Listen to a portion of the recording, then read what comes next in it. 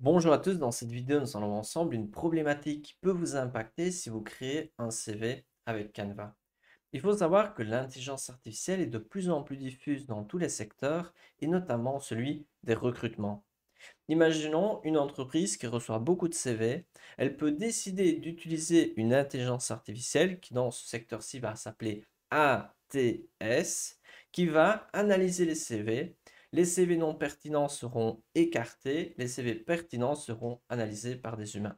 Donc ça, cela concerne principalement les grosses entreprises, donc pas les toutes petites, mais cela peut nous impacter car imaginons si vous envoyez votre CV, celui-ci sera analysé par un ATS si vous postulez dans une grande entreprise et si vous le créez avec Canva, l'ATS risque de ne pas lire le CV, de ne pas comprendre le contenu et donc de l'écarter car il ne trouvera rien de pertinent.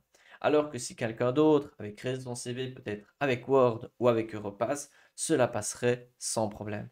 Et donc ça c'est une problématique. Regardons ensemble quelques solutions potentielles. Pour rendre encore plus claire la problématique, je souhaitais vous lire ces petits propos que j'ai trouvés sur Reddit qui sont a priori écrits par un recruteur, une recruteuse. Et ici qui est écrit: Je comprends que vous souhaitiez avoir un CV esthétiquement attrayant, mais de notre côté, cela ne fait pas une grande différence. Simple et direct est mieux. En gros, ce qui nous importe, c'est l'expérience professionnelle, la formation académique, les compétences techniques, le nom et les coordonnées. En parlant de Canva spécifiquement, fait-il des CV jolis? Oui. D'ailleurs, si vous allez sur Canva, vous avez un large choix de CV que vous allez pouvoir modifier. Vous avez plus de 16 000 modèles différents, donc il y a vraiment beaucoup de choix. Et vous allez pouvoir modifier des CV gratuitement et les télécharger gratuitement et avoir quelque chose de très sympathique. Et tout cela même avec la version gratuite de Canva. Mais ici, si on revient sur ces propos, il est noté: cependant, les documents finissent souvent par être incompatibles avec nos outils de recrutement ou quand il ne rend pas le document incompatible, après le téléchargement sur notre application de recrutement, le CV est déformaté et difficile, voire impossible à lire. Et donc là, ça illustre vraiment la problématique que ces CV ne sont pas bien lus par les ATS. Et donc ici, quelles pistes de solutions existent? Premièrement, il existe un outil qui s'appelle ici JobScan et je vous mets le lien dans la description et qui est intéressant car avec la version gratuite, il y a moyen de l'utiliser où vous allez pouvoir scanner un CV ou même 5 CV différents gratuitement et vous pouvez avoir ici un retour pour voir si les ATS lisent ou pas votre CV et pour savoir si votre CV est optimisé pour les ATS, donc les robots qui analysent vos CV. Donc pour les curieux, n'hésitez pas à aller voir ce site, il est vraiment sympathique. Donc ici, quelle est la problématique avec les documents qui viennent de Canva?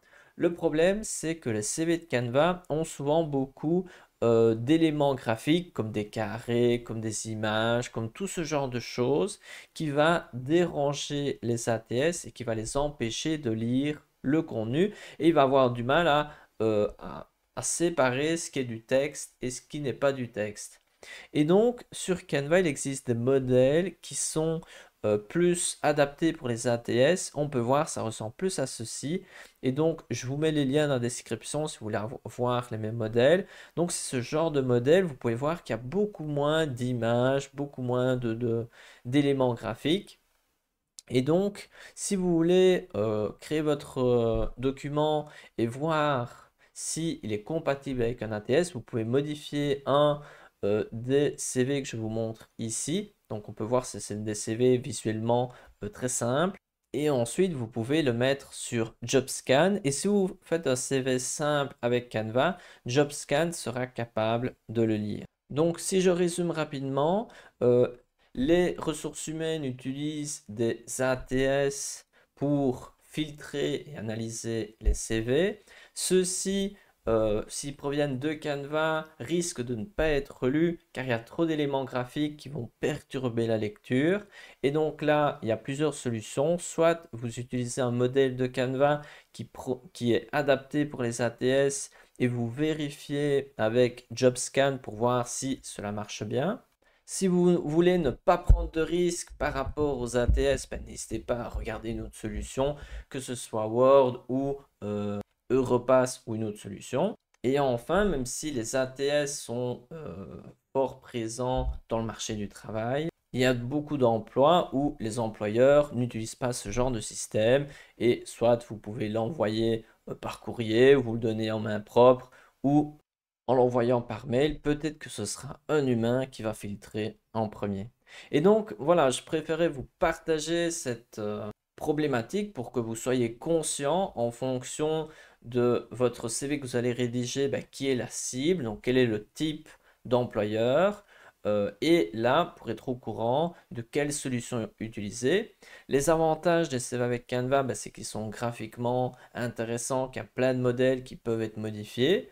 Le point faible, c'est que si vous passez par un recruteur qui utilise un ATS, et c'est pas toujours facile de savoir s'il l'utilise ou pas, ben, les CV de Canva sont pas spécialement prévus pour. Il existe des modèles qui peuvent être adaptés, mais dans ce cas, de manière générale, vaut mieux éviter de prendre trop de risques et n'hésitez pas à utiliser JobScan pour voir si votre CV est bien lu et même pour l'optimiser par rapport à ces fameux ATS. C'est tout pour cette vidéo, j'espère que ça va pouvoir vous aider pour choisir le meilleur outil pour créer votre CV. Et sinon, on se retrouve dans une prochaine vidéo.